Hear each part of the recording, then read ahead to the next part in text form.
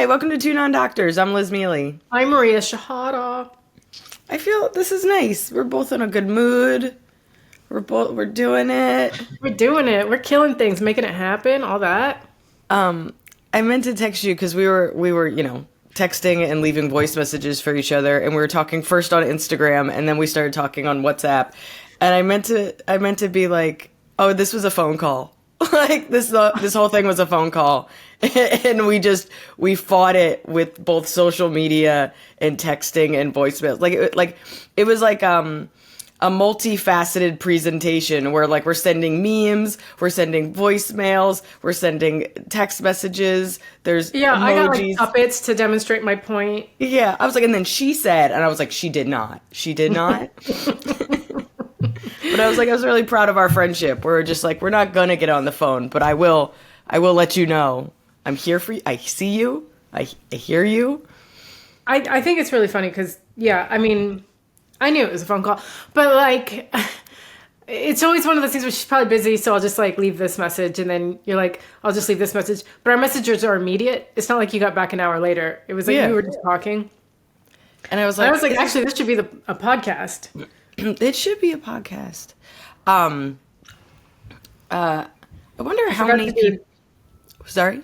I forgot to do a Google, so I'm like... Do your Google. I'll tell the story that I told you via voicemail. Okay.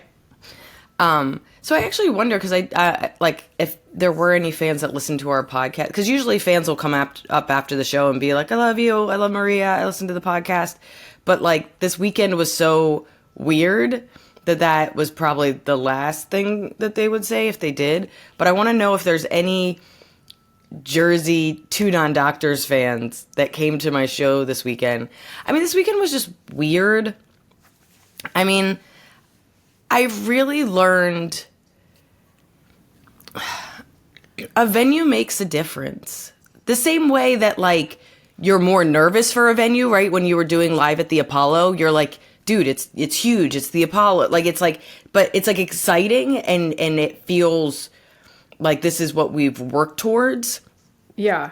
And I don't have a problem with a small room. Small rooms don't make me feel like I'm not doing well or whatever. I like a good small room. I think that's the beauty of stand-up, is a good small room done well feels incredible. Like, I did a room for 8 people, and it was like the funnest set I had in a while. Yeah, that's so like low turnout. I mean, money-wise, it's always sad, but like low turnout, but even just like physically a small room. Like, I'm doing an 80-seater this weekend. Our smalls are different. You're like small, like 80, and I'm saying 8 at the same time. No, but I mean, I've definitely done shows for 8 people and been like, that was one of the best shows I've ever done. Like, and I think a lot of times, I'll do a weekday show at like New York Comedy Club or something, and there'll be 14 people in a room that holds 150, and people are like, eh.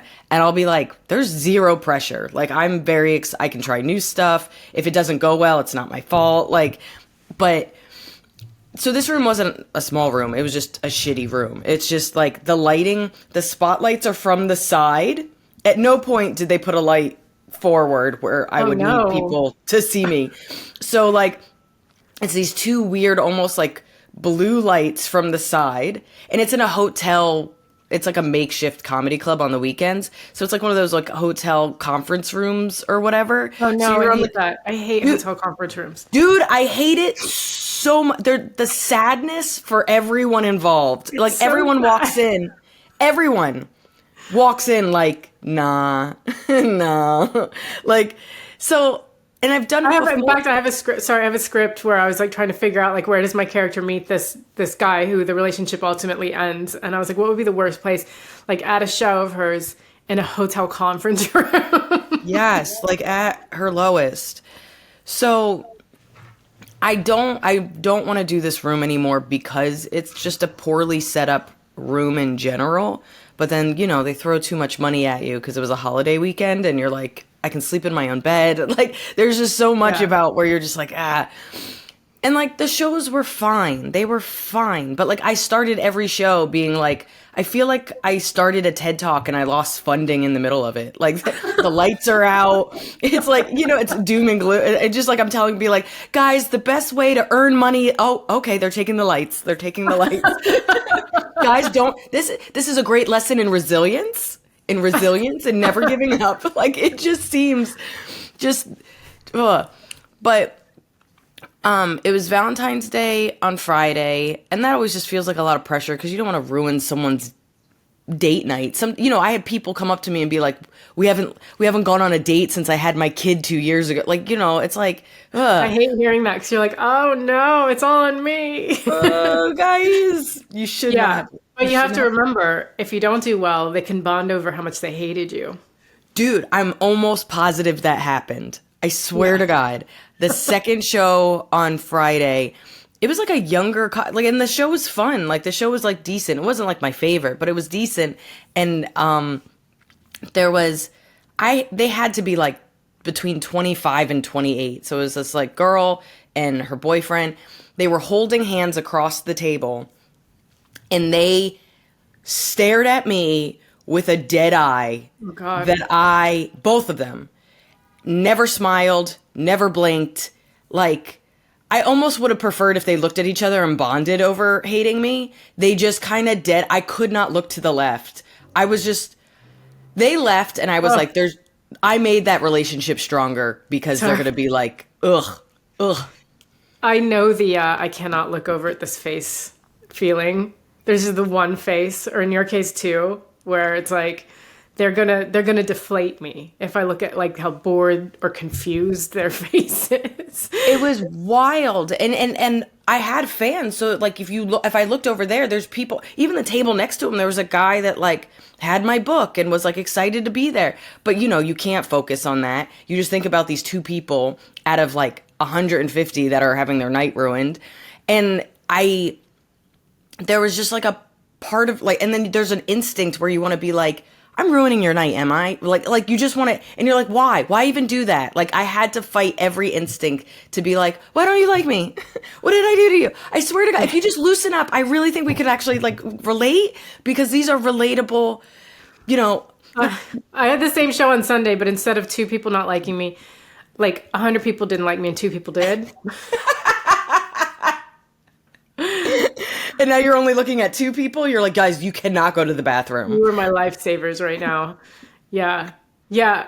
And then I didn't even get the bonding thing because like my stuff was all in the back. It's one of those shows where like there's no green room, so you're just in the back of the room, like right behind people. I was getting my stuff right after my set, and the guy was like, "I really enjoyed that. Didn't you like it?" I couldn't hear her. I just hear him go, "You didn't like? Didn't? Oh, I liked it. You didn't like it."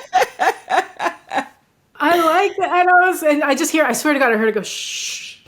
Because I think I was right behind. I was like couldn't find my, there was a pile of coats and 2 people sitting next to them who would like come late.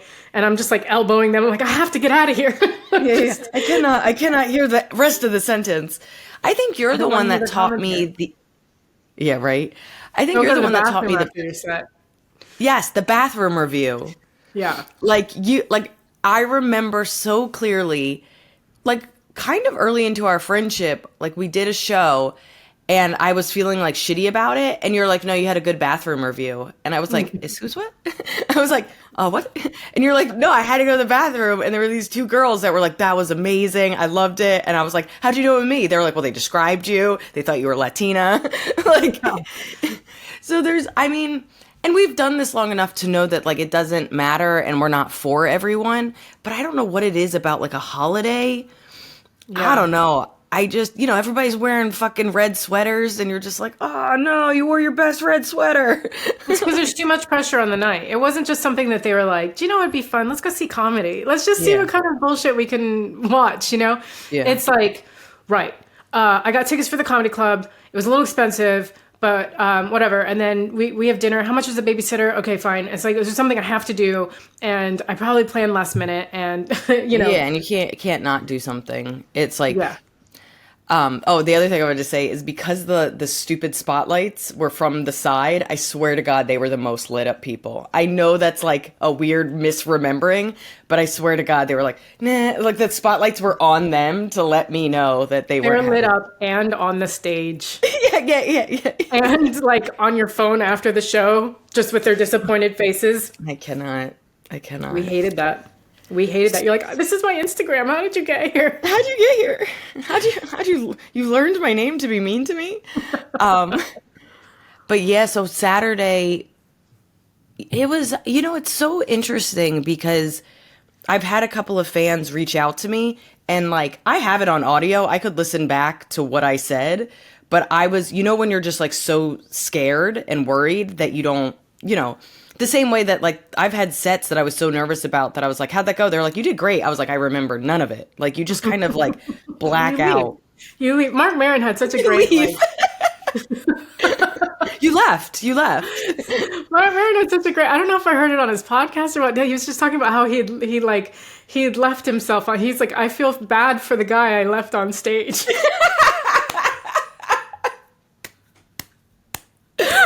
Dude, the way he breaks everything down, he is such like, he'll say something and I'll be like, yes. Like, one of my favorite Mark Maron jokes is he's like, I have two friends. I have the guy that I say like everything to and I just let go on. And then I have the guy for that guy when that guy needs a break. Yeah. That's hilarious. His last special had so many jokes about being a cat dad and being a cat owner. And like, people being like, you don't have kids, you'll never know what love is. He goes, I adopted these guys knowing I'm gonna have to bury them. Have you ever known that you're gonna have to bury your best friend? Like, like it's so dramatic. And I'm like, yeah, I'm a hero. Yeah. Yeah, I don't know how you're not best friends with him, but It's so funny because I reached out to him when my book was coming out, and he was very nice. I've met him when he lived in New York, 20 years ago. I met him a couple of times, like when I was truly an open micer, and he was, he was nice enough, but there's no way he would remember me. So I was just like, hey, I remember you when you were in New York. I wrote this book. I would love for you to give like a blurb. He's like, send it. He never gave the blurb, but he's kind of all over the place. And then I was doing a gig, I don't know if it was I think it was Salt Lake City, and I was getting out of my Uber, and he was packing an Uber to leave, and I saw him, and I was like, hey, I don't know if you remember me. I said, I wrote a book called Why Cats Are Assholes, da-da-da-da. He's like, yeah. Did you ever send the book? I was like, I sent it digital. I was like, do you want a hard copy? He's like, yeah. So now, like, as he's getting in a car, I'm handing him a hard copy of my book. So, like, he has a vague idea of who I am. But I talked to him. I ended up talking to him for like 15 minutes while he was like kind of packing or whatever. And it was so funny because it's probably the longest conversation I had with him. And I was like, oh, his onstage energy is his offstage energy. And it has been a while since I met somebody with the same, you know what I mean? Like most of us, it's like, and I believe everybody thinks we're that way, that both energies are the same. But like, you've seen my onstage energy offstage because I'm in the middle of yelling at someone. I'm in the, like, you've seen as a joke is being written in real time. Yeah. You know what I mean? Yeah. But like, Mark is Mark. Like, that's just Mark. Like, across the board. And it's been a while since I met somebody where I'm like, oh, that's harder. What you're doing is harder. I turn off. I don't know. I don't know if I fully agree with you. I think that you're a slightly heightened version of yourself on stage, but you're basically you. I think I'm basically me. Sure, but there's a neurotic, there's an energy that when on stage, it feels right. And then when it's like, I see what you're saying. So he's got a caricature of himself on stage, and then off stage, he's still that caricature. So it's the caricature part. Yeah, but it's not a caricature. I think that's just who he is. So like you're saying, I'm me, but I'm heightened, and I agree with that. But I don't think he ever, like, I don't know if he has to be like home holding a cat to get down. But like if it's 1, 5, and 10, and 10 is who you are on stage, I felt like I've met off stage he was an 8. Like he's still Yeah. up there. So I'm wondering, does he have to be alone to be a 1? Like, you know what I mean? Like, very few people see you at a 1, right? It's your home, you're in your PJs, you're with the people you can be the most gross, relaxed, open with. I just, even when I'm off stage, if somebody ran into me and I was packing my car, unless I'm running late to the airport, I'm at least a 5. You know what I mean? Like, Yeah, I get what you're saying. I think that we were using different wording, but basically saying the same thing. yeah. Anyway, I just had this heckler situation on Saturday that, like, I don't know, I went into like mama bear crazy mode. Like, so essentially what happened, Neil Rubenstein, he opens for me a lot. He's brilliant. He's wonderful.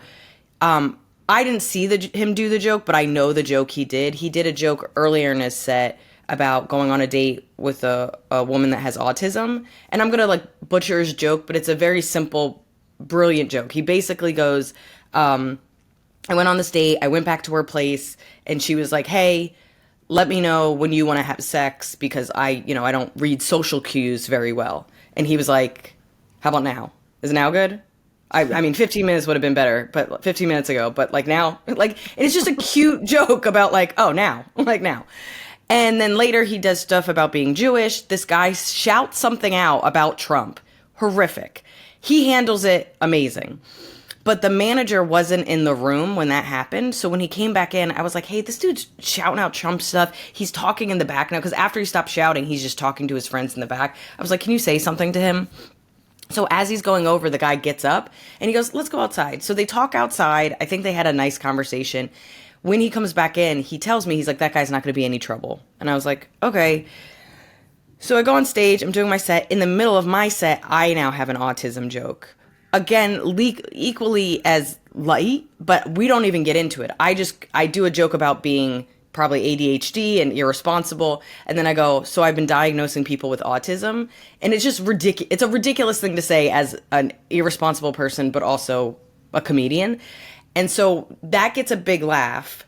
Something gets shouted out, but I don't hear it. And my main MO is when anything's shouted out is just to ignore it.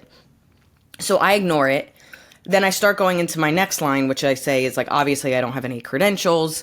I did watch a few TikToks. I didn't finish them. Like I'm in like, thank you. And thank you so much. And then I don't even get any further. The guy stands up, this big guy that was the Trump shout out guy, and he starts screaming at this dude at the next table. And he looks like he's going to hit him. And I see the whole thing happen. And I just keep shouting, stop it, be a grown-up. I was like, what are you doing? Knock it off. And he turns around and he goes, my son has autism.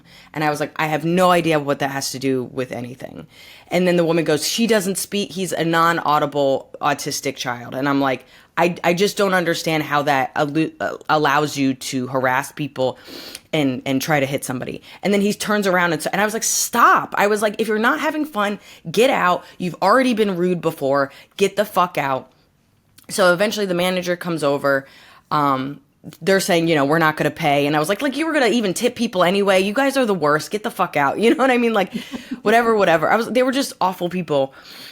But like, they left. And I'm like, I look at the guy. I go, are you okay? Because I was genuinely worried he was going to get hurt. He's like, I'm fine. I was like, what's your name? He's like, Bob. I was like, you have real Bob energy. And like, we talk a little bit. And then I was like, what makes me the saddest about all of this is that Trump is trying to undo the Disabilities Act. And he's trying to undo, the education department, the things that would actually give his son resources to hopefully speak someday, but even just to, to grow and have tools. But also in the future, if his son even has the ability to live on his own, he might need extra help. Or if he can never live on his own, the resources for that. And the guy you're shouting out at a show when nobody's really talking about politics, you're making it your allegiance to him is actually harming you. Yet two comedians that have nothing to do with policy, that aren't even shitting on autistic people, you're freaking out about. It was just like, it was just wild to me. Like, it was like, it just makes me so sad that he's voting against the thing that he clearly cares about. Yet, Yeah. and then harassing people because I'm sure the guy said like shut up or like whatever. Like, I don't know. It was such a wild, and like the audience was great. I talked to him a little bit afterwards because like that stuff you really do like. You're in like fight or flight, even though I wasn't the one being attacked. I'm just so worried about somebody being at a show and getting hurt.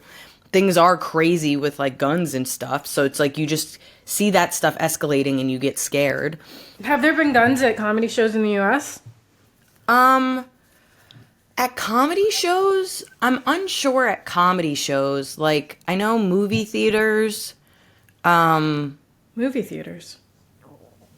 Yeah, people. There's been over the last like five or 6 years, a few movie theaters. You know, clearly like, you know, outdoor venues and stuff like that. I don't know specifically comedy clubs.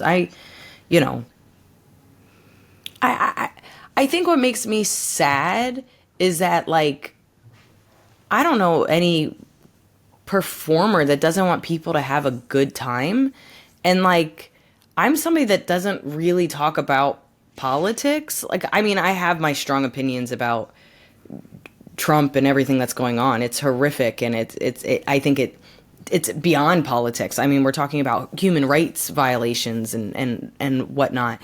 But like, we're at a show, everybody paid money. If you just sit and try to enjoy jokes, we could all have an hour, at least for my set, where we talk about cats and what an idiot I am. Like, it could be, we could all have a common enemy if you would just all let go. Yeah. I don't know. I haven't had an experience like that in a while. Do people, like, I know you have a lot of like drunk people in the UK, but have you had like rough hecklers out there? I just feel like British people. No. The Brits, like, I don't know if the rough heckling was like a thing of the 90s for them. And sometimes on a Friday, I remember Friday Top Secret, there'd be like a rowdy group of guys who wouldn't let me say anything. And like, it was just like every joke I said, they were like, way, and like, you know, being dicks. Yeah. Which I found funny because Top Secret doesn't have a green room. So you kind of just sit under the stairs, as you know. And of fucking course, a couple of them were passing by and they're like, what's under the stairs? And it was just me after my set, after they had just... Like a homeless person, just like, you're just like, this is where I go to cry. Like, I need some dignity. Just a green room. Like, just Harry Pottering it under some steps. Yeah. I forgot just how, I don't know if I told this story. So, the DC Comedy Loft in DC, it's not a green room. You open up the door and you're just in a hallway, and then the stage is right there, and the door to go outside is there. It's cold. There's a space heater. There's 2 chairs. You're like, it's a level of like Cinderella sadness that, you know, my mom will come back there, and then when the show starts, I'll usually find a seat for her in the back or whatever. So my mom has spent so much time in this non-green room. And then I did After Midnight. And after the show, there's this huge green room with like a charcuterie board and candy everywhere. And so like, I mean, like, and my mom, and like, you know, it's beautiful because it's like, you know, a CBS lot or whatever. And my mom's like, this is so nice. You should do this all the time. Mom, this is TV. There's a comedian named Red here who went to the States and did shows there. He was like in LA, and like, he was like, they treat you so much better in the States. I was like, do they? Because like, I haven't experienced that so much. Yeah, I haven't there. He was like he meant the clubs. Like, he was like the green rooms. He was like, they come in and they like take your order and ask you if you need anything. I was like, oh, that's like basic. You don't understand how poorly you're treated here in the UK. And you get it's like me coming in and being like, shut the fuck up. Yeah. It's like, I'm like, this hotel, it has sheets and they have pillows. Exactly. It's like, so nice here. The bed bugs aren't as itchy. It's like really nice here. That's great. Yeah. Yeah. Oh, just about the UK audiences, just real quick. Like when they Yeah. protest you, they ice you out. They Yeah. collectively somehow decide with their brains silently, we don't like her, Hate and her. we ain't gonna like so like at best it's just silence, and they just wait patiently until you're done. At worst, Yeah. it's they just turn and talk to the like, well, Oh we're not enjoying you. God. We'll entertain each other until the next person's on. Oh There God. was there was one act when I was in Brighton. It was like they were a double act and they were headlining. And like the next day, the booker called me and they were like, "Can you change positions with this person because like we had to change things around?" I was like, "What happened?" They're like, "We can't say." So I called another comedian and I was like, "What happened?" And they were like, "Well, they went on, and if you were to have just walked in, you would have thought they were on a break." Because Oh everyone in my the crowd was just God. talking amongst themselves. They were Oh getting my nothing. God. So And you that's when it start to gets feel really like a bad. ghost. When they do Yeah. that, you're like, Guys, Oh, did yeah. I die? Yeah, Oh, you sure oh, did. oh. I died on stage and off stage. Oh my God. It's horrible. Oh. It's so cruel. But yeah, but nothing like you fucking, there's nobody's throwing beers at you, you know. Yeah, I mean, it's such a different experience to be ignored or to, I mean, we've all had every situation than to be in like fight mode. I mean, I don't prefer, I mean, they both suck, but it's such a different like you're one is your soul dying, the other one is being like chased by a lion. Like it's just Yeah. very one is like I'm being broken up with, the other one is just like, oh no, I'm about to get stabbed. Like Yeah, it's life or death. I'm about to get stabbed. it's I don't know, it's wild. Yeah, it was I don't know, it's just a bummer because like I genuinely get excited to be in New Jersey for two reasons. One, because it's like, oh, these are my people, Jersey, let's do this. And then I get to sleep in my own bed and like I felt like it all got taken away. Yeah. But Well, I'm sorry to hear that. But it's all right. weekend's over now. We're back to normal weeks. Normal. Everything's Better normal. people. Yeah. No more holidays for a while, I think. Yeah. I don't know. Well, Easter's coming up in April, but that's oh, St. Yeah. Patrick's Day. That'll be annoying. Yeah. Is that on a weekend or a weekday? Well, let me look. Let's find out. That's on a Monday. Woohoo! Yeah, those are the ones I like. Should we get into announcements? Okay. Sorry, I have to clear my throat. I don't know how to mute on this thing. Oh, do you know what we should have said at the top of the show? We're not going to be here next week. Oh yeah, and it's my fault. I'm performing on a cruise, and I just don't know what the Wi-Fi situation is, and I don't want to like risk it and it be a waste of time for everybody. Besides the fact that I have no idea how time works, and I could not tell you what zone or where I am. Like I'm bad. The amount of times I've messed us up with knowing that you're in the UK and I'm in New York and I've messed up timings. I can't even imagine if I'm just like, the boat is on these coordinates and I think it'll be this time. So just from working, we're going to be off next week, but then we'll come back. I'll have cruise stories. But yeah, so this comes out next week. I will be on a cruise. So then, I don't know if I'm anywhere in March, but in April, I'll be in New Orleans. I'll be in Philly. I just added Philly. Sunnyvale, California, San Diego, Los Angeles. I'll be in Salt Lake City in early May. Everything is at lizmealy.com. Well, Sunnyvale was so fun last year when we were there. I know, even though we were cold. Also, our green room was outside. Yeah, that sucked. But the audiences were awesome. Yeah, they were fun.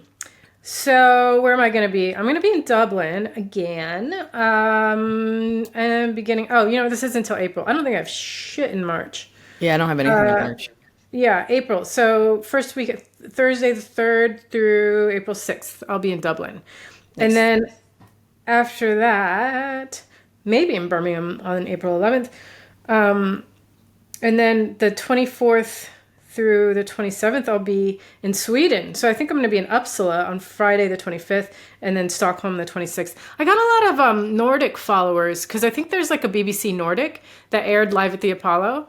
So I got a lot of like people from wherever they show the Nordic channel, like Norway and stuff.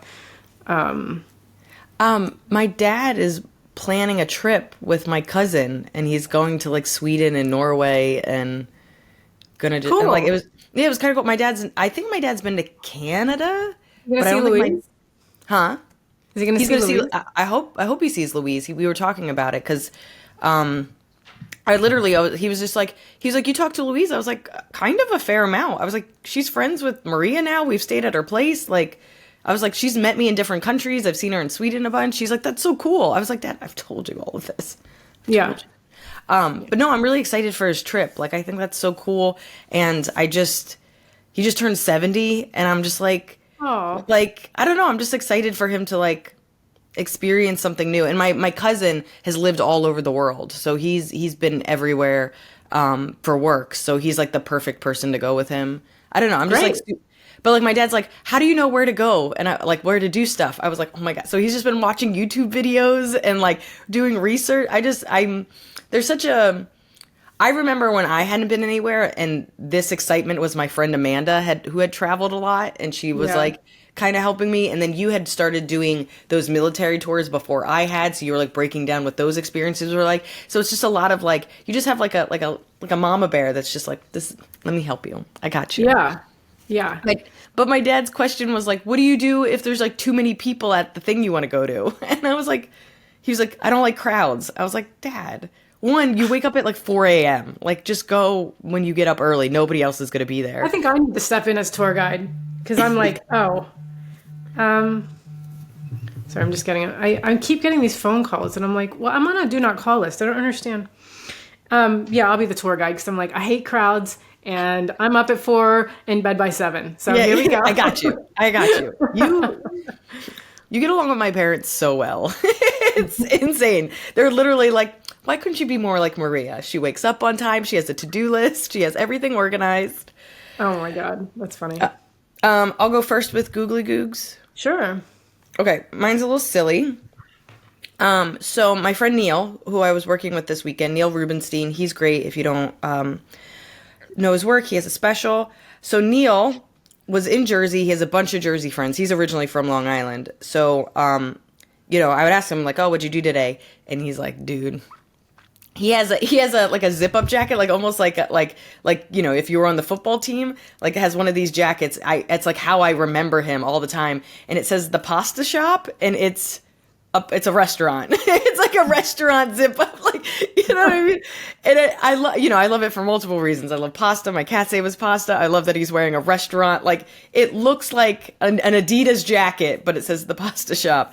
And so I was like, oh, how was your day? Did you see your buddy? And he was like, oh yeah, we went to the pasta shop. He's like, dude, I'm a mess. And I go, you okay? He's like, I ate too much. He's like, I ate so much that like I have that, like, when you eat too much and you get sick and you have like that post-nasal drip. And I was like, what? What are you talking about? I truly was like, I've never heard of that in my life. Now, I do know if you have allergies, whether you know about them or don't know about them, you can often have a sore throat, because like that's one of the signs that you might have like some kind of intolerance or allergy to something.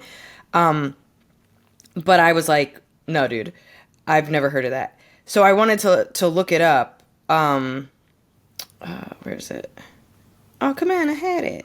I think when I eat wheat, I really like my under my eyes swell, and I think I just feel it because I just feel like I'm trying to look over the swelling. While directly overeating itself isn't likely the cause of a runny nose, a condition called gustatory rhinitis can make your nose run after eating, which is triggered by the act of eating certain foods, particularly spicy ones, and can sometimes be exacerbated by large meal sizes, stimulating the nerves in your nostril passage, causing increased mucus production. So we all know that from eating spicy food, right? You eat spicy food and your nose runs. That makes sense. But yeah, there's something about eating too much that can cause the same reaction that you would if you had spicy food. That's weird. I don't think I've ever experienced that. I've definitely experienced like the shoulder pain, that weird vagus nerve shoulder pain that no one else gets apparently. You're the first one to Google it. They send you a prize. Congratulations, your body's weird. Oh my God, there's so many first Googles for me. Yeah, like there was one thing that like there are these white spots. It looks like yogurt splatter on the floor of my kitchen. What? Or paint or something. There's these white like cat foot sized splatters on the floor. I thought someone had dropped yogurt. I was pissed off. I was like, I'll just clean it up. Like, not gonna make a thing of it. And then it went away, and then it reappeared after I had sprayed it with multi-purpose spray. It came back. I have no idea what that is, and I don't know how to Google it. But yeah, I've never. I'm like, face is making me sad. That's spooky. I don't know. Girl, that's spooky. Your floor is like expelling pores? Like, yeah. Ew. You said that and that makes me want to vomit. I was watching the show here on BBC, and they were like showing like the bumpy frog. What toad is that? A horny toad. Like when it's pregnant, like all the fish are on its back. All the little amphibious fish are on its back, and they got these little like holes in their back, and that's what those little tadpoles come out of. Like it's so fucking. That's weird. That doesn't gross me out. Oh, you're so lucky. That I find that so fucking disgusting. You know what's so weird is like sometimes I watch pimple popping videos and Nope. I'm fascinated, Nope. and sometimes I watch them and I was like, I can't do this. I can't like, even hear you say the words. Like I can't. That's Don't. Sorry, everybody. Sorry, Maria. Sorry, everybody. Horrible. So yeah, I don't know. I know. I just never heard. Because I think, like, there's people that eat spicy food and they can get hiccups. There's people that eat spicy food and, like, but I've never heard, and then same thing with, like, I think we've all overate, and your body can get, like, weird and stuff. I feel like when I overeat, my stomach gets all gargly. Like, it just starts talking to me and making... My stomach always, I actually did, that is a Google. My stomach, I Googled, like, because my stomach gurgles after I eat. So people will be like, are you hungry? I'm like, no, I just ate. Same. But my stomach's gurgling. And then my friend Ben was like, are you like, I think he thought I was like gassy. He was like, do you need to go to the bathroom? I was like, no, it's not gas. It's just, it's talking to me. We're having a discussion. Yeah. So I Googled like, why does your stomach growl after you've eaten? And it's just moving through the intestines. Just, it's just going. It's just doing its thing. It's just loud. We're just traveling. Why are you making a big deal of it? Yeah. So my Google is more of an article. So like this, I read this. Waitrose to stop selling suffocated farmed prawns as campaigners say they feel pain. Wait, say that sentence again? I will. Waitrose is a chain of grocery stores here. Yeah. To stop selling suffocated farmed prawns as campaigners say they feel pain. So suffocate them? Like they just take away the oxygen and that's how they kill them? Yeah, just a little. No, someone's not tiny choking little shrimp, are they? Well, so, if that's someone's job, that's like a toddler's job, like just to come in and be like, ah. Yeah. So this is what I find funny. What were you doing? What were you doing to these prawns? What are you doing to these prawns? Yeah. So I didn't even know about it. So campaigners, thank you for knowing about it and like getting them to stop. But what? And then they're like, well, instead, we're not going to suffocate them anymore. You're right. That's cruel. We're just going to electrocute them. And it's like, how's that better? And also, we're going to stop popping out the mother's eyes and squeezing her eyeballs. Why were you doing that? What? I like the idea that they're like, okay, we'll stop doing that and we'll stop doing this. And they're like, whoa, what? Like, we didn't even know you're doing that. I didn't even know you're doing that. What are you doing that for? And they're like, so it produces more babies. How? First of all, how'd you learn that? How did you learn that? How did you learn that? Yeah. Oh, Yeah. God. That's why I just find it funny. It's like, okay, we're gonna stop suffocating them to death. We're gonna electrocute them. Oh, and lobsters? We're not gonna throw them in alive in the boiling water anymore. Cruel. We're gonna knock them out first. So you're knocking a lobster against a counter, and it's like, this is so much better. Thank you. Oh, thank you so much. Oh, thank you. Dude, I just love that they're like, hey, and we're going to stop like insulting their mother and telling them to eat a dick before we kill them. Because, you know, it's just unnecessary to hurt their feelings, then murder them. It's just, that was too far. We're going to stop squeezing your mother's eyeballs in front of you. It's just not cool. Yeah, not cool, Not guys. cool at all. Dude, I don't know, man. Like, my brother, like, kind of flirted with the idea of being a butcher. And I know that's kind of after the fact, right? Like, it's already dead when they get it. But, like, I don't know. I don't know. What don't you know about? Everything a part of the farm process is just, like, Horrible. awful. And I love naming things. That's the hardest part. Is if I was on a farm, I'd be like the worst. I'd be like, that's Sally, that's Joseph, that's Buddy. Like, you know what I mean? And people are like, don't do it because they're gonna die. And I'd be like, what? I'll be fine. And I'm like, Buddy, like just losing my mind. I created a bond. What's for dinner, Steve? No. There's gonna be like one cow that I was like, he was always a dick. It's fine. Wouldn't a cow be a she every time? I don't know. I'm not trying to be an asshole. I'm just wondering. I think cows are always she's, and then you got bulls. That's probably smart. My dad was a dairy farmer. I did not listen. Cool. I did not listen. Look, as long as there's bacon on the table, I don't give a fuck. Yeah. I'm just like, this is fresh. This seems fresh. Oh my God, I've been having the best time. So my friend Ashley, she has a farm upstate, and she has chickens. And so her husband brings them. He's a mechanic, so he brings them and will sell them. But they have like her mom did this too because she grew up on a farm. They would just put the eggs out on the side of the road, and they have a little drop box, and it's like a, what do you call that? Honor system, right? If the eggs cost $6 a thing, just drop it in, whatever. I don't know if she's changed that system, but I've been sending it. There's all these memes that like anybody that has a farm, anybody that has chickens, and it's just like I sent her a video where they're like, "Do you got it?" And she's like, "Yeah." She's like, "What do you got?" And it's like a drug deal, and she hands like a bag of eggs and stuff. I've been sending all of those to my friend Ashley, and she's like, "Dude, you have no idea." She's like, "I've never felt so baller in my life."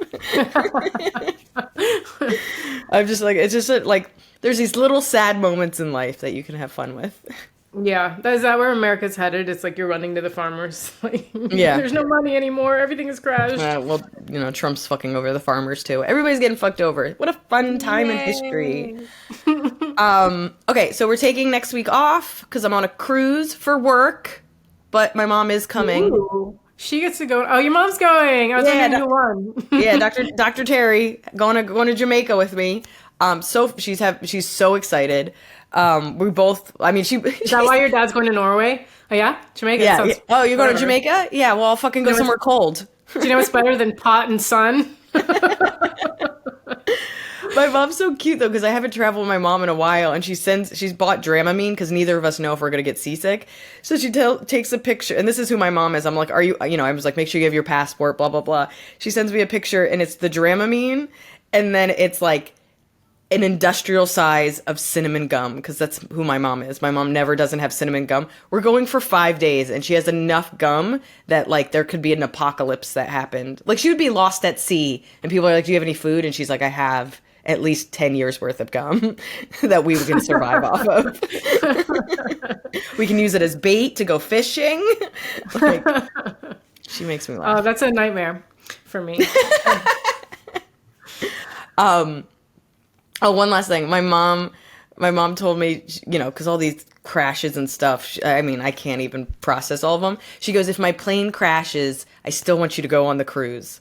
I was like, yeah, Mom, I'm going to be looking for your body. Like, what are we doing? Like, of course I'm going to go on the cruise. I'm going to be out there searching for you while wearing a bathing suit. I got you. But my mom's just so drama. Like, every time she has to fly, she was just like, don't let it ruin your plans. Continue to live. Don't worry about me and my incinerated body. Yeah. There's so many plane crashes though, guys. I don't know what's going on. Dude, it is terrifying. All right. I'll let you know if I come back. See you guys in 2 weeks. Yes. Bye. That's just not me knocking on wood. Yeah. 2 weeks. I made a promise to the people. I have to come back. Exactly. All right. Bye, guys.